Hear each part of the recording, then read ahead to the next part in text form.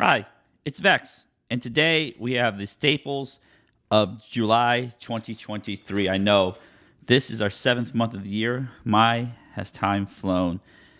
And the theme of staples for this month is enchantments. If you checked out my staples last month, it was artifacts. And I'm like, well, I have lots of artifact themed cards, and I built a lot of artifact decks. And as I'm building Tom Bombadil from Lord of the Rings, I'm like, enchantments deserve the same love as artifacts. And I actually think enchantments are a much, much, much more powerful archetype than artifacts because there's cheap card draw. Enchantress's decks, if you see Enchantress decks, they go crazy with card draw. Just look at this. We're adding 6 staple card draw spells to our staple piles for Enchantress. They are the 2 mana card draw spells, the 3 mana card draw spells, right there, the 4 mana card draw spells, and they all essentially say when you cast an enchantment, draw a card. They will be going in my Tom Bombadil deck, which is all about sagas. And the crazy part about it is that the artifacts, they start at 4 mana, cast an artifact, draw a card, which is not as powerful as starting at, 2 mana, cast an enchantment, draw a card. Of course, artifacts start with 0, mana value cost, while enchantments only start with 1 mana value cost. So that is why they probably did it that way. But if you've ever played against an Enchantress deck, they draw tons of cards.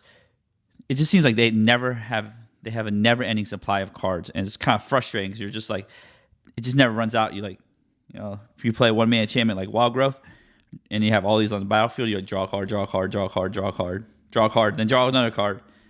It's kind of crazy. That's why they're super powerful. And actually, enchantment hate is one of the lower down pieces of hate that people play. Usually, the higher up tier of hate, creature hate, then artifact hate, then enchantment hate, maybe planeswalker hate sprinkled in there, then land hate, and then battle hate, whatever. Battle is not really a card yet.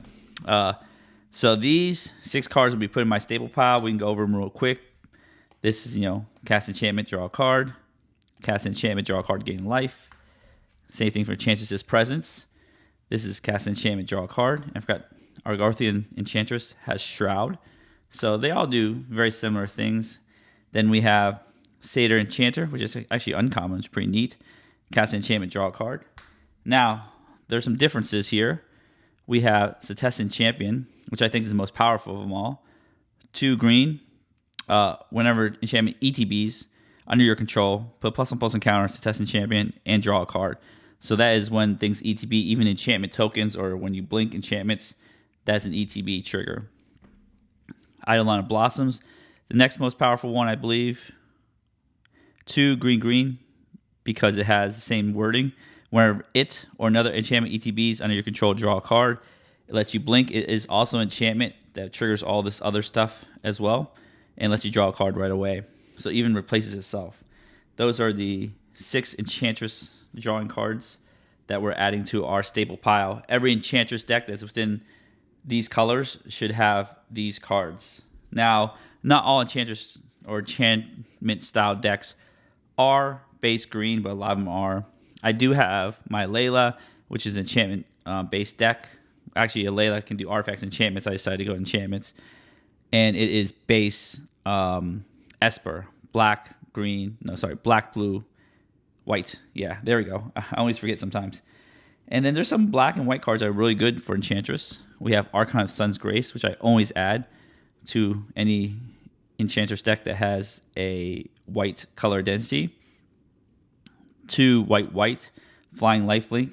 Pegasus creatures you control have lifelink. And Constellation, whenever enchantment ETBs, you make a 2/2 white Pegasus token creature with flying. And if this is on the battlefield, you get lifelink. So you make a token.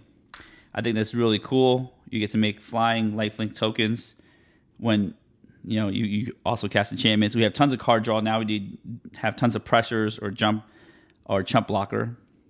So that is another staple I'm adding to the pile. I always add that in every Enchantress enchantment style deck. So it's now going into my giant pile of staples. We have Doomwake Giant right here. This is a black one. So these cards are definitely in my Layla deck. 4 black. Has Constellation. Creatures your opponents control get -1/-1 until end of turn.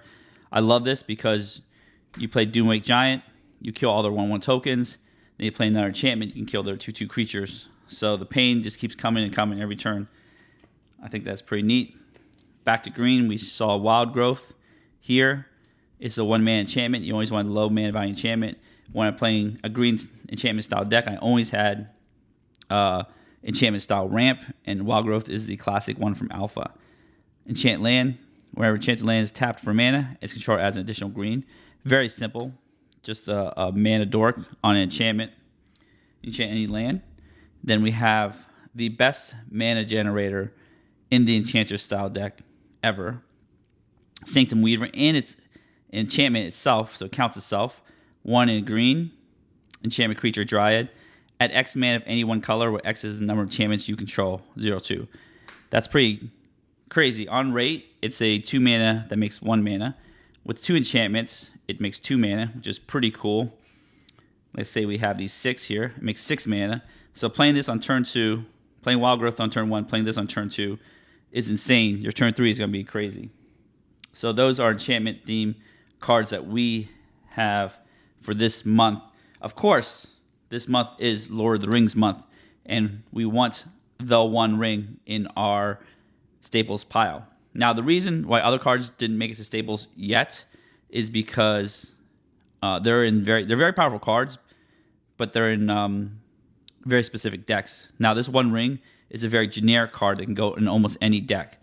This wasn't in my top of the top 10, but it was, pretty up there. And that's the reason why it gets to be in this pile, because it's just so generically useful. It goes in every color combination. It is colorless. It protects you for the turn. So let's actually read what it does. For generic legendary artifact, indestructible. When the One Ring ETBs, if you cast it, you gain protection from everything until your next turn, which is like a mini Teferi's protection. So that's good there. And at the beginning of your upkeep, you lose 1 life for each burn counter on the One Ring. Tap, put a burn counter on the One Ring, then draw cards for each burn counter on the One Ring. So what you do is you play it, you get Teferi's protection. Then if you want, you can tap it, draw a card right away, put a burn counter on there, and then next turn you untap it, you take 1. So you take 1 damage, you can tap it, draw a card, put another burden counter, you're drawing 3 cards, taking 1 life of damage, but you had 1 giant circle of protection throughout your 1 cycle of turns. So it prevents a lot of damage. If you're about to be attacked for lethal, you could just be like, oh, the One Ring, sorry, you attack somebody else. They still can't attack you, but you take no damage. So that's interesting about that if they want attack triggers and such. The next turn, you take 2 damage.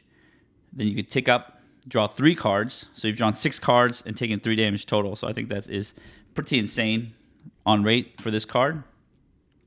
So that is going in our Staples pile.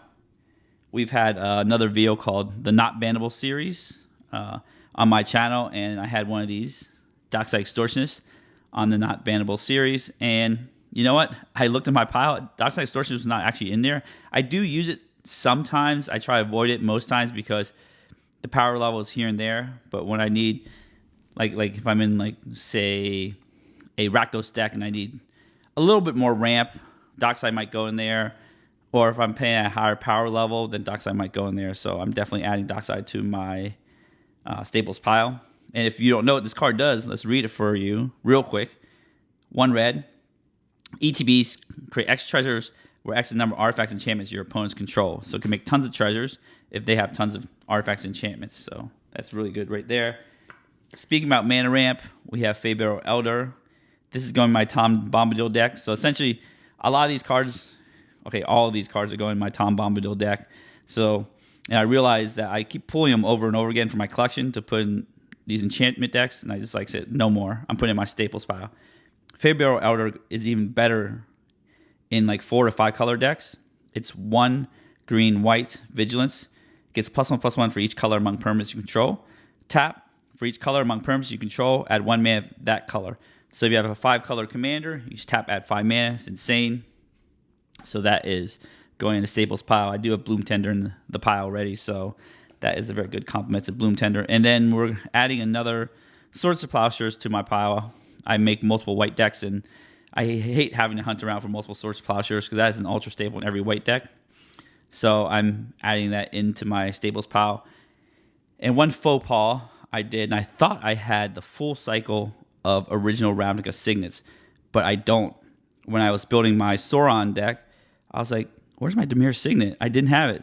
I was like, wow, I had 8 of the 10 signets.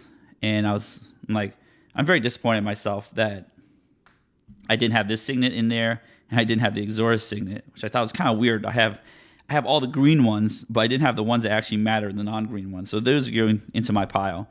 I do have a lot of cards this month, and as I make decks, and I'm just reminded of cards that need to go in, I think as I'm making my Sauron deck, I don't have a lot of sacrifice-themed cards, like Yawgmoth, Visir Seer. I don't have Aristocrats, a lot of Aristocrats things like Zopul Cutthroat. So I'm still working on my Sauron deck, but maybe next month we'll add that into the pile.